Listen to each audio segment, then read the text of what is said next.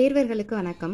பிஜிடிஆர்பியோட answer keys Tamil answer keys தான் பார்த்துட்டு இருக்கோம். டென்டேட்டிவ் ஆன்சர் கீ போட்டிருக்காங்க. இருந்தாலுமே நான் உங்களுக்கு இது 10th ஸ்டாண்டர்ட் தமிழ் புக்கில் எங்கெல்லாம் கவர் ஆகுது அப்படின்றதோட சேர்த்து தான் உங்களுக்கு நான் அந்த புக் ரெஃபரன்ஸை வச்சு தான் போடுறேன். அது உங்களுக்கு யூஸ்ஃபுல்லாக இருக்கும்ன்றது நினைக்கிறேன். ஓகேங்களா? ஸோ இப்போ அதில் 10th கொஸ்டின் பாருங்களேன். உந்துவலி கிளர்ந்த ஊழி ஊழ் ஊழியும் செந்தி சுடரிய ஊழியும் பணியோடு ஒரு பாடல் வரி கொடுத்துருக்காங்க. இந்த அடிகளில் இடம்பெற்றுள்ள பண்பு தொகை சொல் என்ன அப்படின்னு சொல்லி கேட்டிருக்காங்க. இதெல்லாம் புக் பேக்கில் அந்த பாடலுக்கு பின்னாடி உள்ள புக் பேக்கில் உள்ள ஆன்சர் தாங்க அப்படியே. ஓகேங்களா? பண்பு தொகை பண்பு சொல் அப்படின்றது பண்பு தொகை அப்படின்றது ஏற்கனவே நம்ம ஒரு மேட்சஸில் நான் சொல்லியிருந்தேன். உங்களுக்கு பார்க்கலன்னா அந்த ஷார்ட்ஸ் நான் போட்டிருக்கேன், செக் பண்ணி பாருங்க. ஓகேங்களா? ஒரு வார்த்தையை நீங்கள் பிரித்து எழுதையில் மை விகுதியில் ஒரு வார்த்தை முடியுது அப்படின்னா அது எதில் வரும் அப்படின்னா பண்பு தொகை அப்படின்றதுல வரும். இது ஜஸ்ட் நான் உங்களுக்கு ஒரு சிம்பிளான எக்ஸாம்பிளாக தான் சொல்கிறேன். ஓகேங்களா?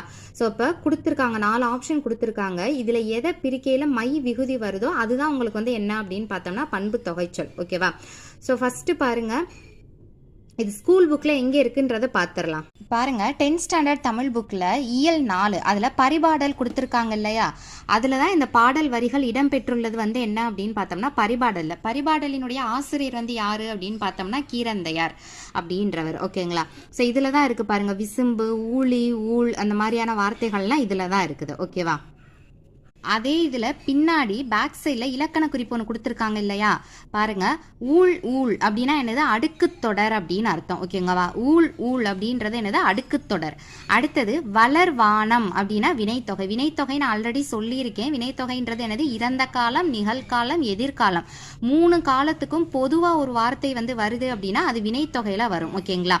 வளர்வானம் சொல்லி பாருங்களேன். வளர்ந்த வானமாக இருக்கலாம், வளரும் வானமாக இருக்கலாம், வளர்கின்ற வானமாக இருக்கலாம். ஓகேவா? அடுத்தது செந்தி. இதை இப்போ நம்ம எப்படி பிரிக்கலாம்? செம்மை கூட்டல் தீ அப்படின்னு சொல்லி பிரிக்கலாமா? அப்ப செம்மை அப்படின்றதுல மை விகுதி வருது இல்லையா? அதனால இது எதுல வருது? பண்பு தொகை அப்படின்றதுல வருது.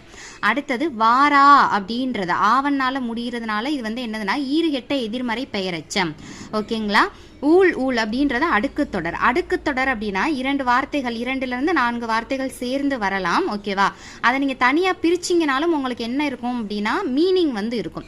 இப்போ இதுல ஊழ் அப்படின்னா அதுக்கான மீனிங் என்னன்னு பார்க்கலாமா? பாருங்க, ஊழி அப்படின்னா யுகம் அப்படின்னு அர்த்தம், ஊழ் அப்படின்னா முறை அப்படின்னு அர்த்தம். ஓகேங்களா? அப்ப இந்த மாதிரி 2 அடுக்கு தொடர் இரட்டை கிளவின்னு சொல்லிட்டு 2 இருக்கு. இரட்டை கிளவி சலசல சலசல இரட்டை கிளவின்னு படிச்சிருப்பீங்களா? அதை நம்ம பிரிச்சோம்னா மீனிங் இருக்காது. பட் அடுக்கு தொடர்ல உள்ள 2 வார்த்தைகள்ல ஒன்ன பிரிச்சோம்னா கண்டிப்பா நம்மளுக்கு என்ன இருக்கும் அப்படின்னு பாத்தீங்கன்னா மீனிங்ன்றது இருக்கும். இந்த கொஸ்டினுக்கான ஆன்சர் என்னது? செந்தி. ஏன்னா இதுதான் செம்மை கூட்டல் தீ அப்படின்னு சொல்லி பிரியும். தேங்க்யூ.